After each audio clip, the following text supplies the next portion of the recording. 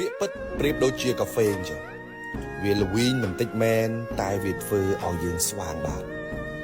ចាស់គាត់ផ្ដាំយើងថាកុំលងនឹងសម្ដីពេលខ្លះគេសរសើរយើងស្លាប់ហើយគេបង្អាប់យើងអាចនឹងរស់ពាក្យសរសើរមានពីរផ្លូវគេសរសើរមានការពិតអានឹងគេហៅថាការលើកទឹកចិត្តតែបើអសរសើរហើយលើសពីការពិតអានឹងគេហៅបញ្ចោហើយកន្លែងនឹងក៏គួរតែប្រយ័ត្នមនុស្សខ្លះមិនចូលចិត្តស្ដាប់ពាក្យពិតទេធ្វើខុសហើយចង់ឲ្យគេសរសើរក៏មានដែរ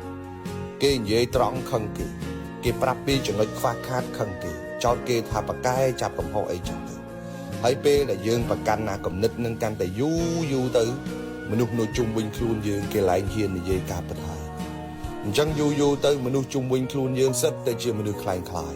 និយាយលើកជើងនិយាយបញ្ចោអីចឹងទៅរហូតដល់ថ្ងៃមួយយើងជួបគ្រោះដោយមិនដឹងខ្លួនដោយសារតែអាពាក្យសរសើរខ្វះការពិតនឹងឯងសុភាសិតអឺរ៉ុបមួយគេនិយាយថាថ្ងៃដែលយើងព្រមទទួលយកការពិតជាថ្ងៃដែលយើងចាប់ផ្ដើមផ្លាស់ប្ដូរនិងអភិវឌ្ឍខ្លួនឯងបើយើងមិនទទួលការពិតទេយើងរកចំណុចខ្វះខាតរបស់ខ្លួនឯងមិនឃើញទេហើយគ្មានថ្ងៃណាដែលយើងរីកចម្រើនទៅមុខទេយើងរស់នៅជាមួយនឹងភាពคล้ายคล้ายយើងរស់នៅជាមួយនឹងដំណើរជីវិតមួយដែលគ្មានការពិតគ្មានថ្ងៃដែលយើងអាចអភិវឌ្ឍទៅមុខបានទេរៀនស្ដាប់ការពិតខ្លះទៅក៏វាមិនអីដែរទោះបីជាពេលខ្លះវាទៅតិចបន្តិចដែររៀនអោបទៅសោបមនុស្សនិយាយពិតឲ្យច្រើនបន្តិចទៅព្រោះពួកគេគឺជាកញ្ចក់ឆ្លុះបញ្ចាំងពីជីវិតរបស់យើងគេនិយាយគំរូគំរើយគេនិយាយសម្ដីអាក្រក់គេនិយាយខ្វះភាពផ្អែមល្ហែមបន្តិចក៏ដោយឲ្យតែពាក្យទាំងអស់នឹងជាពាក្យពិតយើងត្រូវរៀនទទួលយកវាដោះលែងខ្ញុំតែហើយខ្ញុំក៏ដោះលែងបងដែរ